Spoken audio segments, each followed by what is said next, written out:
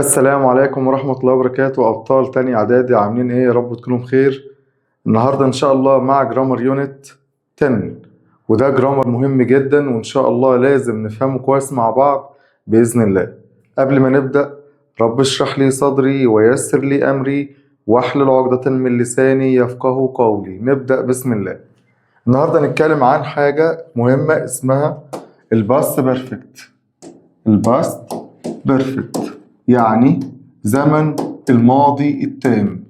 يبقى باست بيرفكت يعني ماضي تام، زمن الماضي التام. طيب الماضي التام ده بيتكون من ايه؟ اول حاجة بيبدأ بالسبجكت بتاعي اللي هو الفاعل، وبعد كده بجيب هاد والبي بي. هاد والبي بي. يبقى الماضي التام بيتكون من هاد والبي بي. الماضي التام بيتكون من هاد والبي بي. ببدأ الأول بالسبجكت اللي هو الفاعل، بعد كده عندي هاد، وبعد كده بجيب البي بي. إيه هو البي بي؟ هو التصريف الثالث للفعل. التصريف الثالث للفعل. التصريف الثالث للفعل. يبقى البي بي هو التصريف الثالث للفعل. احنا عارفين إن أي فعل ليه 3 تصريفات.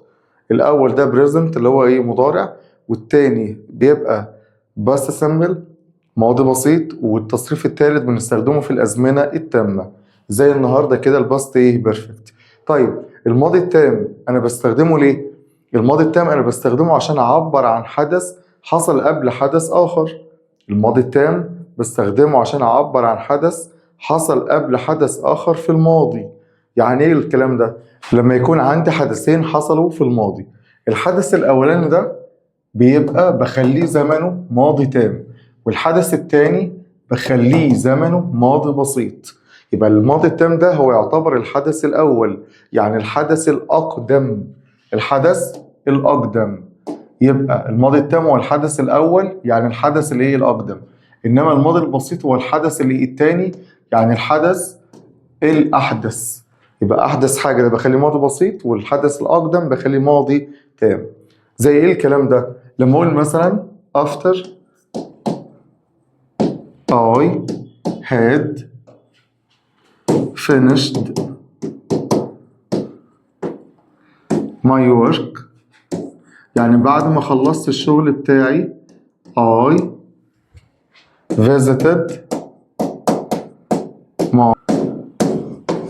visited my uncle. يعني بعد ما خلصت الشغل بتاعي أنا زرت عمي. هنا جايب لي كلمة after. جايب لي كلمة after. كلمة after معناها بعد. after دي معناها بعد، ودي تعتبر من كلمات دالة على الباست بيرفكت. after I had finished. فين هنا الماضي التام؟ جايب لي had وبعد كده البي بي. جايب لي had وبعد كده كلمة finished، ده التصريف الثالث للفعل. يبقى after I had finished ده كده الحدث الأول عشان ده ماضي تام. I had finished my work، بعد ما خلصت الشغل بتاعي I visited. كلمة visited معناها زار. أنا زرت إيه؟ my uncle. ده كده ماضي بسيط عشان ده الحدث الإيه؟ التاني. يبقى الحدث الأول أو الحدث الأقدم خليته ماضي تام، والحدث اللي هو التاني خليته ماضي بسيط. خليته ماضي بسيط. ده في الإثبات. طب في النفي، لما أحب أنفي الماضي التام أنفيه إزاي؟ لما أقول مثلا I hadn't watched TV before I slept. يبقى هنا جبت هنا hadn't watched، نفيت had خليتها hadn't، وجبت برضو بعدها البي بي اللي هو التصريف الثالث للفعل. التصريف الثالث للفعل before. كلمة before معناها قبل. before معناها قبل، ودي برضو من الكلمات الدالة على الباست ايه؟ بيرفكت. يبقى before I slept قبل ايه؟ منام. يبقى هنا جبت قبل كلمة before جبت ماضي تام منفي اللي هو hadn't watched، وجبت بعدها كلمة slept ده ماضي بسيط. طيب ده كده عرفناه في النفي. بالنسبة للسؤال بهل، لما اجي اعمل سؤال بهل هيبقى ايه قاعدته؟ اول حاجه ببدا بهاد، وبجيب بعد كده الفاعل اللي هو السبجكت، وبعد كده البي بي، وبعد كده تكمله السؤال. يبقى هاد لما تيجي في اول الجمله او في اول السؤال يبقى معناها هل. هاد لما تيجي في الاول معناها هل، ولازم اجيب معاها البي بي، لازم اجيب معاها البي بي. لما اقول مثلا had you watched the play before sleeping، يعني هل انت شاهدت المسرحية قبل النوم؟ هنا استخدمت had جت بمعنى هل، وبعد كده الفاعل، بعد كده البي بي اللي هو كلمة watched، وعندي before sleeping قبل الايه؟ النوم. طب طبعا بجاوب عليها بيس او ايه، او ممكن هنا اقول yes I had، او no I hadn't. يبقى yes I had أو no I hadn't، yes I had أو no I hadn't. طيب لما أجي أعمل سؤال بquestion word بأداة استفهام، أول حاجة ببدأ ب WHE word اللي هي كلمة الاستفهام، وبعد كده had، وبعد كده السبجكت اللي هو الفاعل، وبعد كده البي بي. يبقى هنا كده ببدأ بأداة الاستفهام بتاعتي، وبعد كده had والفاعل والبي بي. مثلا أقول where had you gone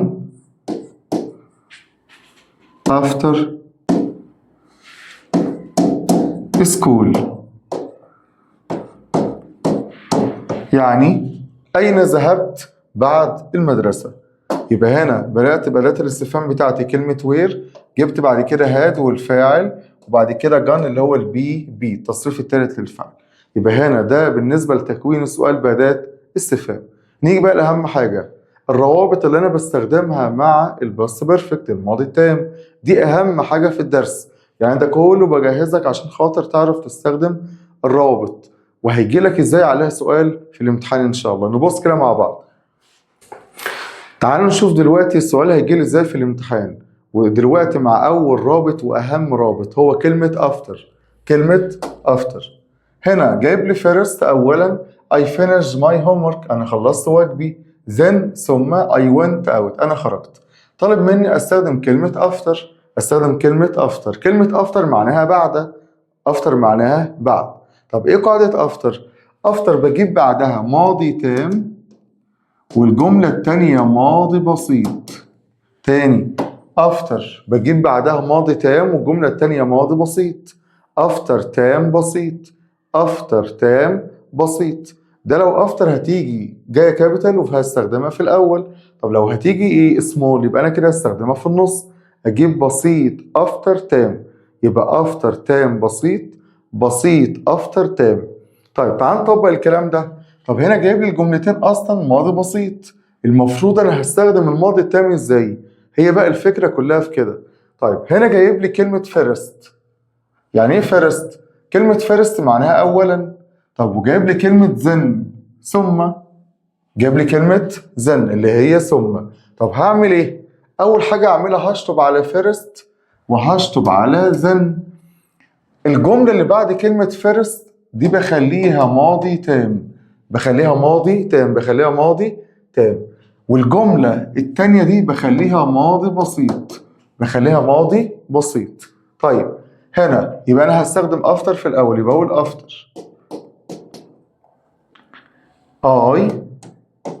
I finished ولا I had finished؟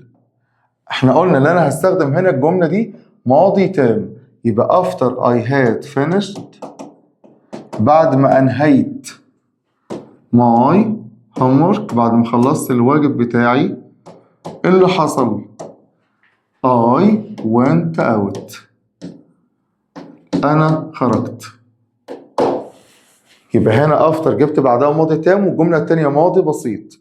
يبقى هنا after جبت بعدها أدي after جبت بعدها ماضي تام اللي هو had finished، والجملة التانية went ده ماضي بسيط، يبقى after تام بسيط، after تام بسيط. طيب افرض هنا after جايبها لي small، جايب لي هنا after جايبها لي small بالشكل ده، طالب مني استخدم after، هعمل ايه؟ يبقى هقول I went out after I had finished، يبقى هجيب قبل after ماضي بسيط والجملة التانية ماضي تام. طيب مين اللي بيساوي after؟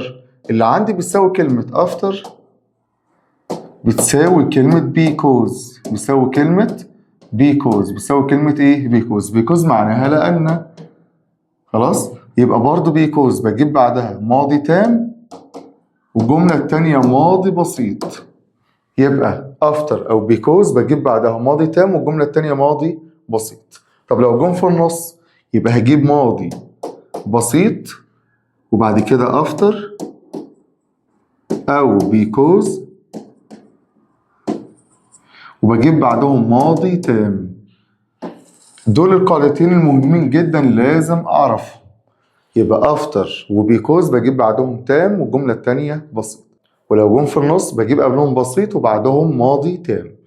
طب يا ترى ايه الروابط اللي عكس after؟ أنا كده حفظت قاعدة after وبيكوز. طب يا ترى ايه الروابط اللي عكس after؟ الروابط اللي عكس after هي أول حاجة عندي before وعندي برضو by the time.